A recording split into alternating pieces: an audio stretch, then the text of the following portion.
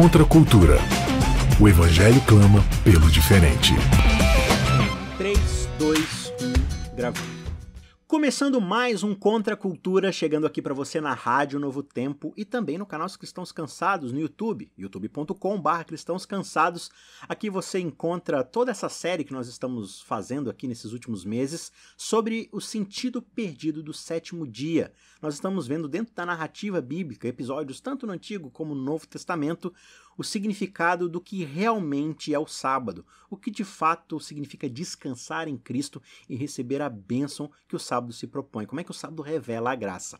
Semana passada a gente viu o sábado no ministério de cura de Jesus e hoje a gente vai falar sobre o sábado dentro de um contexto também de curas que acontecem, mas numa discussão que acontece entre Jesus e um de seus inquisidores, um fariseu.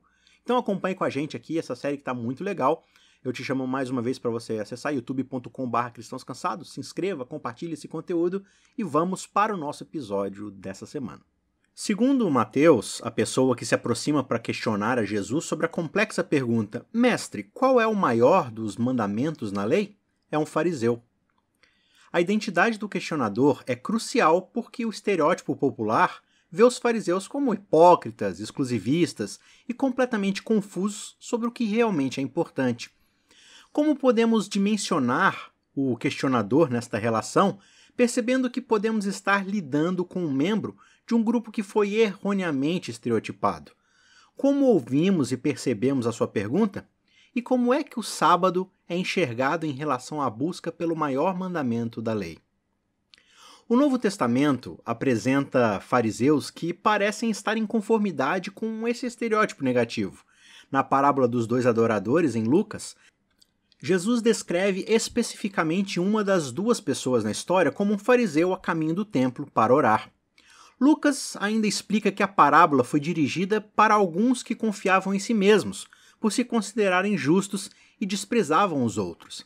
Na parábola, este fariseu está isolado, orando de si para si mesmo, e sua oração está carregada de autossatisfação. Ó Deus, graças te dou porque não sou como os demais homens. Mas será que esse tal fariseu da parábola existe? Parece mais provável que Jesus esteja criando uma caricatura cuja postura que tende para a exclusividade e superioridade moral está deliberadamente exagerada, a fim de fazer um ponto. No estilo de uma caricatura, né? O nariz torto, que é desenhado ainda mais torto, e as sobrancelhas grossas são exageradas ainda mais. A gente reconhece o personagem no desenho, e a gente entende o ponto que se quer fazer, mas nós não olhamos para esse desenho como se fosse de fato o retrato preciso da pessoa em questão. Aqui em Mateus, Jesus traz uma série de acusações contra os fariseus que mais tarde irão reforçar o estereótipo. Ai de vocês, escribas e fariseus, hipócritas, porque vocês dão o dízimo da hortelã, do endro e do cominho e desprezam os preceitos mais importantes da lei, a justiça, a misericórdia e a fé. Mas vocês deviam fazer estas coisas sem omitir aquelas. Guias cegos, coam um mosquito, mas engolem um camelo. Mateus 23, 23 a 24. Além disso, os fariseus estão mais preocupados em manter as aparências do que sobre a integridade do caráter e a vida interior. Jesus prossegue: Ai de vocês, escribas e fariseus, hipócritas, porque vocês limpam o exterior do copo e do prato, mas estes, por dentro, estão cheios de roubo e de glutonaria. Fariseu cego, limpe primeiro o interior do copo, para que também o seu exterior fique limpo. Versos 25 e 26. Muitos estudantes sérios da Bíblia encontram evidências suficientes para entender que a figura dos fariseus no Novo Testamento não é uniformemente negativa. O apóstolo Paulo, por exemplo, teve uma educação e formação farisaica. Seu mentor, Gamaliel, é retratado lá no livro de Atos como um modelo de razão, tolerância e sabedoria. Além disso, se considerarmos essas declarações duras ditas por Jesus, não sabemos como elas foram ditas, o tom em que elas foram ditas. Os 7 ais em Mateus terminam com uma nota de tristeza total, com Jesus expressando o desejo de reunir seus filhos como uma galinha que reúne sua ninhada sobre as asas, mas não conseguindo. Já que não há aspereza nessa expressão, é possível ler de forma diferente de como muitas vezes ela é percebida. E a questão mais difícil de admitir é que existe menos distância entre nós e os fariseus, admitindo que nas nossas comunidades religiosas pode haver uma tendência para se sentir presunçoso, de enfatizar questões menores sobre as maiores questões da justiça, de parecer melhor no exterior do que se realmente é no interior, e acabar falando mais do que agimos. Se lido com cautela, o Novo Testamento não será a história sobre eles, mas é a nossa história. A leitura certa, um dia, nos levará a ver que a Bíblia reflete protagonistas e antagonistas humanos, em muitos tipos de situações neste mundo em colapso acelerado. Muito pode ser ganho se começarmos a ver os fariseus dessa forma. Mestre, qual é o grande mandamento na lei? Pergunta o fariseu em Mateus 22:36. Ou, da forma como ele faz em Marcos 12:28, qual é o principal de todos os mandamentos? A resposta de Jesus revela que esta não é uma pergunta que ele faça pouco caso. O principal é: escute, ó Israel, o Senhor, nosso Deus, é o único Senhor. Ame o Senhor, seu Deus, de todo o teu coração, de toda a tua alma, de todo o teu entendimento e com toda a sua força. O segundo é: ame o seu próximo como você ama a si mesmo. Não há outro mandamento maior do que estes. O confronto entre os fariseus e Jesus procede de acordo com as regras padrões da investigação rabínica. Isso revela que os fariseus são pessoas em busca de perspectiva sobre seus valores. São capazes de distinguir entre o mais e o menos importante. A resposta de Jesus é a conclusão a que eles também chegaram, buscando o princípio mais importante a partir do qual o resto da lei pode ser deduzida. Eles também estão com o objetivo de desenterrar a pedra fundamental, a essência de toda a lei. A resposta de Jesus, citando a própria Escritura, não surpreende ninguém. O escriba em Marcos afirma o mesmo, respondendo: muito bem, mestre, e com verdade o Senhor disse que ele é o único, e não há outro além dele, e que amar a Deus de todo o coração e de todo o entendimento e com todas as forças, e amar o próximo como a si mesmo, é mais do que todos os holocaustos e sacrifícios. Marcos 12, 32 e 33. Sobre esta questão, pelo menos, Jesus e os fariseus parecem estar de acordo, e o assunto em que eles concordam é justamente o assunto mais importante de todos. Jesus, devolvendo o elogio, replica: você não está longe do reino de Deus. Apesar do caráter amigável dessa abordagem, vale a pena examiná-la mais de perto. Como entender a dualidade da resposta de Jesus, explícita em Mateus e prontamente aceita por seu parceiro no diálogo? Destes dois mandamentos dependem toda a lei e os profetas. Mateus 22, 40. Especificamente, como nós podemos evitar a ideia de que o segundo mandamento é visto como o segundo mandamento mais importante, como traduz a Bíblia Nova Tradução da Linguagem de hoje? Na verdade, como evitar a impressão de que amar o próximo, por mais importante que seja, não é tão importante assim quanto o primeiro e maior mandamento? Se os fariseus se mostram menos hábeis em atender às demandas do segundo mandamento mais importante, pelo menos podem ter conforto no fato de que eles colocam as primeiras coisas em primeiro. Em sua perspectiva, há uma maneira de amar a Deus que permite importar-se menos com os outros. A religião pode florescer mesmo que não haja nenhum benefício apreciável para a humanidade ao redor. Então, as necessidades humanas podem ser negligenciadas, desde que Deus receba o que lhe é devido. A noção de que Jesus está priorizando dois grandes mandamentos por ordem de importância deve, portanto, ser questionada. O segundo mandamento é o segundo apenas em ordem de sequência, não é o segundo em importância, ou independente do primeiro, ou sequer opcional. Mateus deixa este ponto mais explícito, uma vez que ele descreve Jesus dizendo que o segundo é semelhante ao primeiro. É o segundo, mas tem o mesmo peso e qualidade, é tão grande quanto o primeiro, e ambos se qualificam como o maior mandamento. Jesus está meramente soletrando as implicações de amar a Deus em termos de relações humanas. Paulo, em Gálatas e Romanos, não hesita em declarar que a lei pode ser resumida em um princípio, não em dois. Depois de rever alguns dos 10 mandamentos, ele afirma que qualquer outro mandamento que houver, todos se resumem nesta palavra: ame o seu próximo como você ama a si mesmo. O amor não pratica o mal contra o próximo. Portanto, o cumprimento da lei é o amor. Romanos 13, 8-10. Em Gálatas, escreve que toda a lei é resumida em um único mandamento: ame ao seu próximo como a si mesmo. Gálatas 5,14. A variante da resposta de Jesus ao fariseu é notável no fato de que, em Marcos e Mateus, o primeiro e maior mandamento é a premissa para o segundo mandamento. No argumento de Paulo, no entanto, o primeiro mandamento está submetido ao segundo, tornando-se virtualmente invisível. Este é o teste final e a verificação de qualidade final na religião da qual Paulo é o principal promotor. A contribuição de Paulo para este assunto é encontrada no contexto de uma discussão muito mais ampla sobre a função da lei. Paulo acredita que o que os outros projetos religiosos, na melhor das hipóteses, podem descrever ou exigir, o Evangelho vai de fato entregar.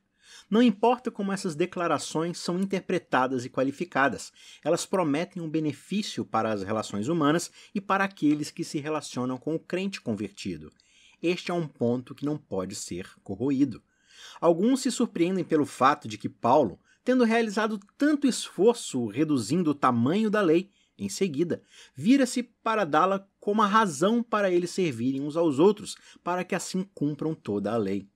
Mas não se deve supor que Paulo está se contradizendo. O resultado ético deve ser visto como o destino para o qual sua mensagem está sendo conduzida desde sempre. E mais do que isso, ele restaura a dignidade à lei que seu argumento anterior teoricamente tirou. Mas ao lermos Paulo, devemos distinguir entre suas razões e seus argumentos. Ele não vê a lei como um meio de entrar para a comunidade crente, mas permanece em vigor como um meio para permanecer, embora qualificado e modificado para acomodar a missão dos gentios. Gálatas 5,14 não é em si um mandamento para cumprir a lei, mas uma afirmação de que, quando se ama o próximo, toda a lei é plenamente satisfeita no processo. O argumento de Paulo, então, não é um argumento sobre a lei, mas um argumento sobre o amor. O cumprimento da lei não pode ser evitado, mesmo que isso aconteça à parte da lei e por outros meios que não a lei. Paulo, que está determinado a não ceder qualquer terreno para a lei, mesmo quando ele aponta algum comportamento inaceitável, apresenta aos Gálatas uma lista de vícios própria, que é facilmente correlacionada com os 10 mandamentos. Mas ele não obtém seu padrão de lá. Esses 15 vícios listados na sua carta são chamadas de obras da carne, e eles são óbvios, não necessitando de nenhuma lei para que sejam vistos como inadequados e indignos para um crente. E embora ele seja contra essas obras da lei como um requisito para ganhar o favor de Deus, se os Gálatas ignorarem a sua lista de vícios, o farão diante de um perigo eterno. Declaro a vocês, ele diz em Gálatas 5,21, como antes já os preveni, que os que praticam tais coisas não herdarão o reino de Deus. Quando ele se volta, porém, para sua lista de virtudes, esta também pode ser livremente relacionada com os 10 mandamentos, mas Paulo persiste em evitar qualquer código. Suas virtudes valorizadas aqui são chamadas de o fruto do Espírito, concebido como um grande container de qualidades como amor, alegria, paz, paciência, bondade, generosidade, fidelidade, mansidão e autocontrole. E tendo dito isto, Paulo vem com mais uma misteriosa reviravolta na sua visão sobre a lei. Por que Paulo faz a declaração contra essas coisas não a lei? Se Paulo precisa relacionar as virtudes com a lei, certamente a declaração deve ser que a lei é para essas coisas. Mas Paulo não quer dizer simplesmente que as 9 virtudes que compõem o fruto do Espírito não são proibidos por lei. Ele quer dizer que, quando essas qualidades estão em vista, estamos em uma esfera com a qual a lei não tem absolutamente nada a ver. Mantendo sua lista de virtudes diante dos 10 mandamentos, como Paulo faz em Romanos, devemos admitir que há uma diferença. Onde os 10 mandamentos falam de não roubar, Paulo vai além e fala de generosidade. E onde o mandamento proíbe assassinato, Paulo promove a gentileza e o autocontrole. Ele se move para além da esfera de um mero direito penal, a um nível onde a lei não alcança, não pode ir. No entanto, o que é cumprido e levado à conclusão é a lei, precisamente focada em um único mandamento.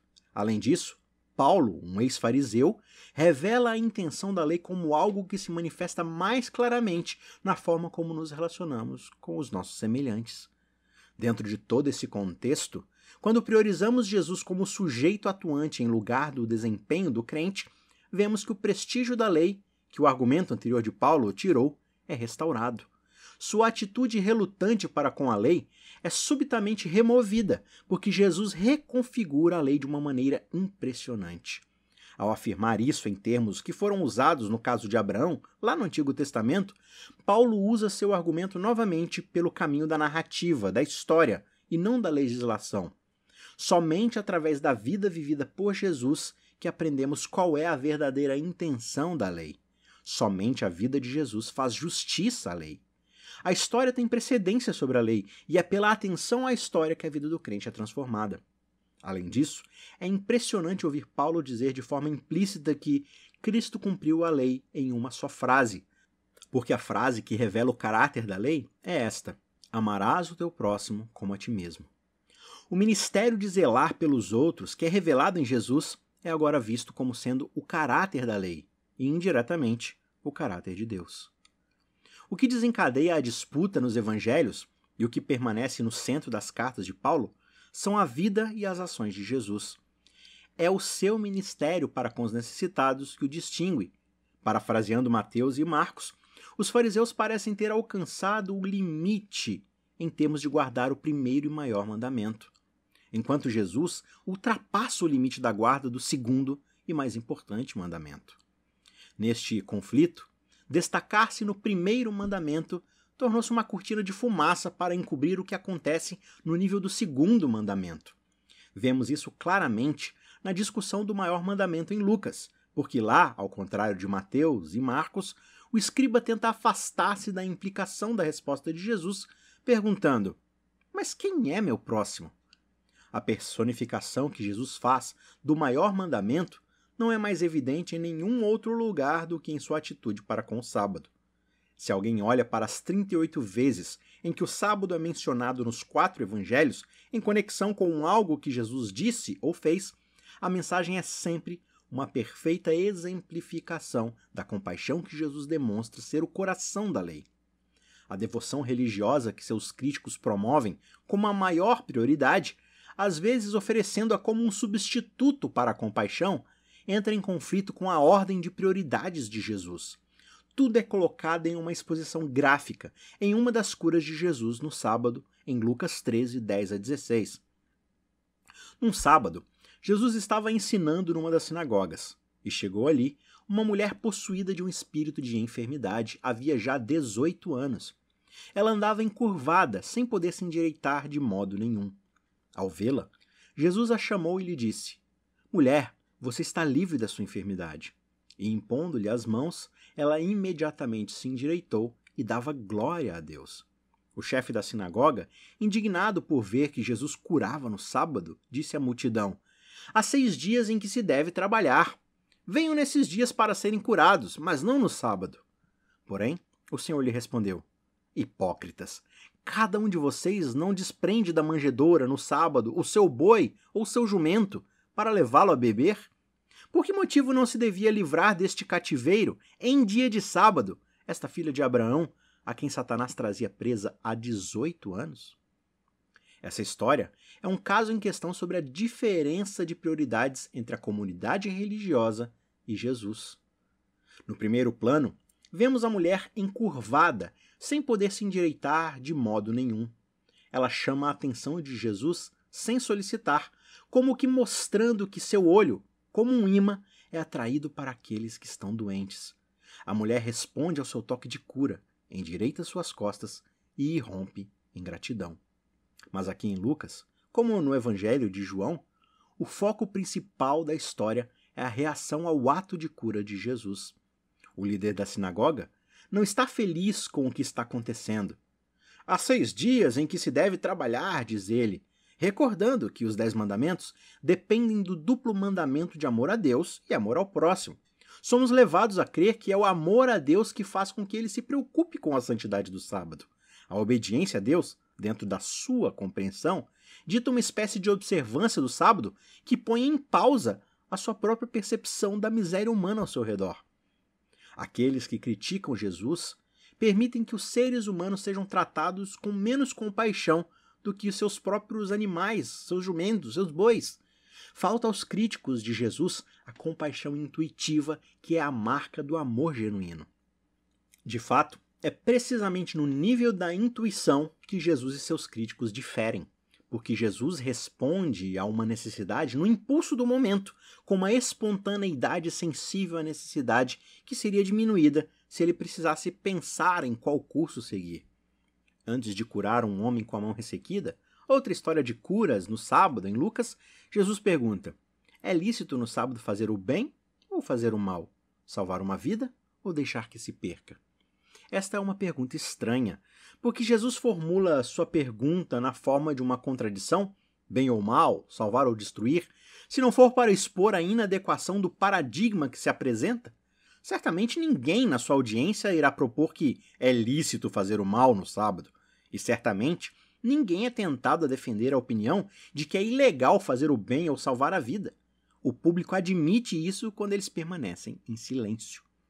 Isso significa que Jesus opera mais dentro de um quadro de cura do que em um quadro da lei. Ao defender seu curso de ação, ele encontra um precedente no que seus críticos estão fazendo no sábado. Para qualquer um deles, é intuitivo e autoevidente desprender da manjedoura no sábado o seu boi ou o seu jumento para levá-lo a beber. Eles não precisam investigar se é legal antes de decidir alimentar o animal faminto. Da mesma forma, supondo que uma ovelha caia em um poço no dia de sábado, não fará todo o esforço para tirá-la dali? A noção de uma prescrição a favor ou contra essas intervenções é supérflua, substituída por uma consciência espontânea, intuitiva da necessidade que se apresenta. E Jesus defende suas curas no sábado, extraindo precisamente seu argumento da própria prática de seus críticos. Tudo o que Jesus afirma em suas respostas é uma correção implícita às convicções equivocadas e uma repreensão a uma intuição moral defeituosa. Quando Jesus chama a mulher encurvada de uma filha de Abraão, tornando-a uma pessoa de distinção, o resultado implícito é de que seus críticos a vejam como uma perdedora sem nome na periferia da sociedade. Quando ele trata seu caso como um assunto de urgência, com a intenção de intervir em seu nome imediatamente e sem demora, o líder da sinagoga fica indignado porque ele se move dentro de um conjunto de prioridades que são fixos, ignorando as necessidades e emergências que merecem interferência com o padrão. Aparentemente, o líder acredita que este tipo de intervenção deveria acontecer em outro dia. Por que no sábado? A duração do sofrimento daquela mulher é mencionado 2 vezes nessa curta passagem. Primeiro, quando ela é introduzida, e a segunda vez, quando Jesus justifica a sua intervenção. Os 18 anos foram registrados por Jesus, que sabe que esses anos têm sido longos anos e que a duração deles é justamente a razão pela qual ele está interferindo. Mas seu raciocínio também traz o absurdo da situação que ela vive. A mulher é uma filha de Abraão, uma descrição cativante que soa com direito, e ela também é uma pessoa a quem Satanás prendeu, e, portanto, aquela que foi privada de bênçãos. Nenhuma descrição poderia destacar melhor o que está em jogo aos olhos de Jesus. Nós não o ouvimos dizer: coisas acontecem, tratando seu destino com desprezo e com o preço que algumas pessoas têm que pagar para viver em um mundo desordenado e confuso. Ela não é apenas a prova de um estado desordenado das coisas, ela é uma vítima de Satanás. E este é um incentivo adicional para Jesus expulsar as forças das trevas e restaurar a saúde daquela mulher. Jesus está agindo dentro do quadro de referência da criação, e as peças se encaixam quando se reconhece que o sábado é o dia designado para a libertação da criação. O ministério de Jesus não pode ser explicado além da suposição de que sua missão é de curar toda a criação de seus danos causados pelo pecado. O termo mais abrangente para isto em Lucas está na palavra grega apocatástasis, cuja essência é a restauração. Tendo começado o trabalho de restauração, durante a sua permanência terrena, o Jesus ressuscitado deve permanecer no céu até o momento da restauração universal, a apocatástasis cósmica, que Deus anunciou há muito tempo através de seus santos profetas. Apocatástasis e sua contraparte verbal apocatisteme tem a conotação de restaurar tudo de volta à perfeição, voltando ao ponto de partida. A resposta de Jesus ao mestre da lei retrata o amor a Deus e ao próximo como inseparáveis. Se um lado é enfatizado sobre o outro, como ouvimos do próprio Jesus, é o segundo mandamento, porque é sobre este ponto que as prioridades religiosas contemporâneas a Jesus falharam. O mesmo impulso é encontrado em Paulo, que em Romanos faz todos os mandamentos se reunirem no mandamento de amar ao próximo, mas que também em Gálatas vê toda a gama destes mesmos mandamentos preenchidos na vida e no ministério de Jesus. Ao ver o mandamento encarnado em Jesus, Paulo transforma a lei em narrativa para fazer com que a encarnação viva lidere o caminho, ao invés da lei. Mas o que acontece com o sábado neste cenário? Ele é elevado ao mais alto nível em seu curso, porque destaca o significado do maior mandamento. Considerando que os críticos de Jesus fazem do sábado o álibi de sua indiferença para com a necessidade humana, para Jesus, o sábado e a consciência da necessidade humana são indissoluvelmente ligados. O sábado é a garantia da cura de Deus, restaurando sua presença. O sábado, diz Jesus, foi feito para a humanidade, e não a humanidade para o sábado. O maior mandamento e o sábado, unidos em narrativa viva, convergem na preocupação com os outros e na consciência da necessidade humana. Ajude o Cristãos Cansados a continuar produzindo conteúdo de qualidade. Você pode nos ajudar fazendo um Pix de qualquer valor para o e-mail isaquerf@gmail.com, isaquerf@gmail.com. O link também está na descrição. Muito obrigado e que Deus te abençoe.